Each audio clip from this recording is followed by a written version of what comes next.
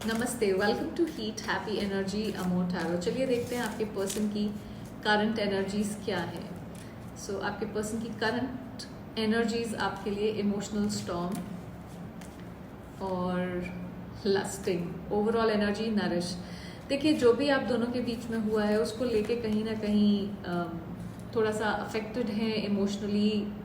दिमाग में बहुत सारी चीज़ें चल रही हैं, अनस्टेबल से हैं, मूड स्विंग्स हो रहे हो सकता है। अंदर से बाहर से जो भी दिखा रहे हो, अंदर से एक जैसे हलचल बहुत है अंदर। तो इमोशंस स्कैटर्ड हैं और इस वजह से क्लैरिटी की कमी है कहीं ना कहीं। देखिए, लस्टिंग की जो एनर्जी है वो अभी भी आपके लिए बहुत स्ट्रांग फिजिकल अट्रैक्शन को दिखाती है। जितना भी डिस्टेंस हो, आपकी तरफ उनका जो फिजिकल अट्रैक्शन है वो बिल्कुल भी कम नहीं हो रहा है। ये ऑलमोस्ट जैसे मुझे ऑब्सेसिव एनर्जी लग रही है, जैसे आपके साथ जो कनेक्शन फील करते हैं, जो आपके साथ आपकी प्रेजेंस फील करते हैं, उसको वो कहीं ना कहीं उनको कंट्रोल करती है। अपने आप को अपनी जो भी ये एनर्जी है उसको कहीं ना कहीं कंट्रोल करने की कोशिश कर रहे हैं, पर दिल में जैसे केओस सा मचा हुआ है।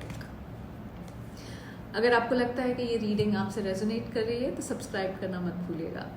चलिए देखते हैं कि क्या ये इंसान आपको कांटेक्ट करने के बारे में सोचते हैं। क्या ये आपको कांटेक्ट करने के बारे में सोचते हैं।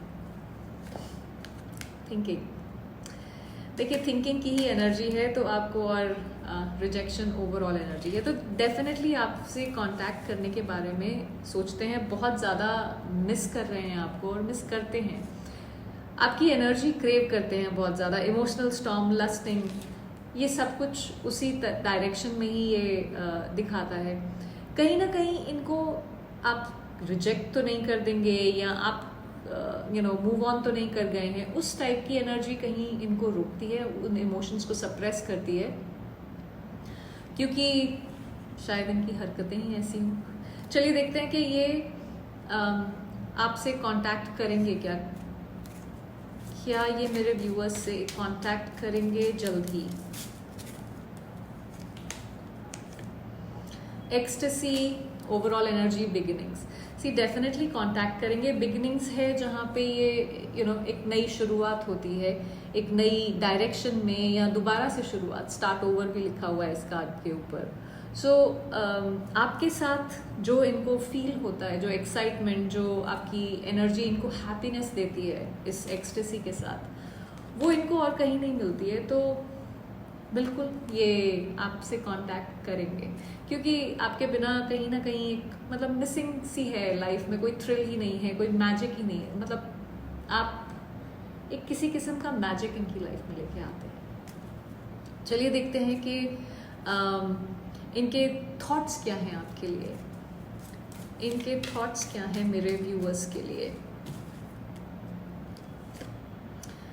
Conflict, overall energy, fantasy, clashing thoughts हैं। इनको समझ नहीं आ रहा है कि क्या करें, हर समय ही कॉन्फ्लिक्ट में रहते हैं। देखिए, दिमाग में ख्याली पुलाव तो बनाते ही रहते हैं आपको लेके। बात करना चाहते हैं एक तरफ, पर दूसरी तरफ इनका ईगो, सर्कमस्टांसेस या जो भी फियर्स हैं वो कहीं ना कहीं रोक लेते हैं। एक रेस्टलेसनेस है इस इनडिसाइसिव एनर्जी की वजह से। थॉट्स में क्लैरिटी नहीं है कि एक्शन लें या छोड़ दें, क्या करें यहाँ पे, क्योंकि दिल के अंदर तो आपके साथ एक फ्यूचर देखते हैं इस फैंटेसी की एनर्जी के साथ, लेकिन आई थिंक सोच ज़्यादा रहे हैं ये फैंटेसी में, और एक्शन कम है यहाँ पे। चलिए देखते हैं ये इनका कॉन्फ्लिक्ट कभी ख़त्म होगा क्या। क्या इनका कॉन्फ्लिक्ट कभी ख़त्म होगा। नरिश, ओवरऑल एनर्जी, ब्यूटी की है। देखिए, कॉन्फ्लिक्ट ख़त्म होगा, बट उसके लिए इनको खुद थोड़ी सी मेहनत करनी पड़ेगी। पर ऐसा नहीं है कि कॉन्फ्लिक्ट ख़त्म नहीं होगा। जब ये अपने दिल की बात को सुनना शुरू करेंगे, जब ये अपने सोल की आवाज़ को सुनना शुरू करेंगे, मेरे हिसाब से इनको कोई ना कोई गाइडेंस मिल रही है, कोई मैसेजेस यूनिवर्स की तरफ से कोई डिवाइन मैसेजेस इनको मिल रहे हैं। पर ये उनको इग्नोर कर रहे हैं, ये अपने फियर्स को या ईगो को फीड कर रहे हैं कहीं ना कहीं, जिसकी वजह से यहाँ प्रॉब्लम हो रही है। और ब्यूटी की एनर्जी जो है ये देखिए, चाहे कितने भी केओस में हो, पर आपके साथ जुड़ के वो अपने अंदर एक पीस और बैलेंस महसूस करते हैं कहीं ना कहीं। कॉन्फ्लिक्ट के बावजूद भी एक इनर रियलाइजेशन आएगा कि जहाँ वो देख पाएंगे कि असली जो सुकून है, ब्यूटी है, उनको पीस है, वो कहाँ मिलता है उनको। सो कॉन्फ्लिक्ट एंड होगा, लेकिन ग्रेजुअल प्रोसेस है। नरिशमेंट और ब्यूटी दोनों मिलकर बताते हैं कि क्लैरिटी आएगी जब वो अपने अंदर की बात सुनेंगे, वो अभी तक अवॉइड कर रहे हैं यहाँ पे। चलिए देखते हैं कि क्या ये इंसान जब आपसे नेक्स्ट कांटेक्ट करेंगे तो एक आधी अधूरी सी कॉन्वर्जेशन होगी या कोई रिकन्सिलिएशन होगा। जब भी आपके पर्सन आपसे कांटेक्ट करेंगे तो क्या एक प्रॉपर कॉन्वर्जेशन होके रिकन्सिलिएशन होगा या एक आधी अधूरी सी कॉन्वर्जेशन। इंटिमेसी और कर्स, ये दोनों कार्ड्स आए हैं। Overall energy is second chance. देखिए शुरुआत, ये मुझे एकदम से ऐसा नहीं लग रहा है कि बिल्कुल एकदम से रिकन्सिलिएशन हो जाएगा।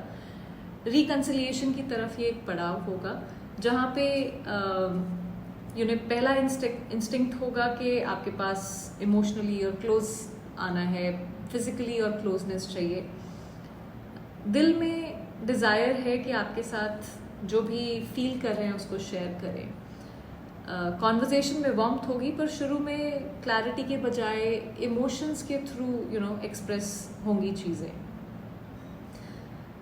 कर्स एक थोड़ी सी वार्निंग वाली चीज़ है, जहाँ पास्ट बैगेज या अनरिजॉल्व पैटर्न्स या कोई इश्यूज हैं वो वापस सरफेस करेंगे। तो ये अगर ओपन कॉन्वर्जेशन अवॉइड करेंगे ये, तो फिर बात एक छोटी या अधूरी सी हो जाएगी, वहीं ख़त्म हो जाएगी। लेकिन क्योंकि वही साइकिल रिपीट होगा सेम। लेकिन अगर ये ओपनली बात करेंगे तो सेकंड चांसेस एक रिकन्सिलिएशन की एनर्जी है। अगर कर्स पैटर्न को एड्रेस करते हैं, जो भी पुराने इश्यूज हैं उनको एड्रेस किया जाए, तो एक प्रॉपर कॉन्वर्जेशन और रियल कंसिलिएशन की तरफ ये एनर्जी शो करती है। कांटेक्ट होगा, रिकन्सिलिएशन की भी एनर्जी है, लेकिन शुरू में थोड़ा सा हाफ डन कंफ्यूजिंग एनर्जी हो सकती है, पर ग्रेजुअली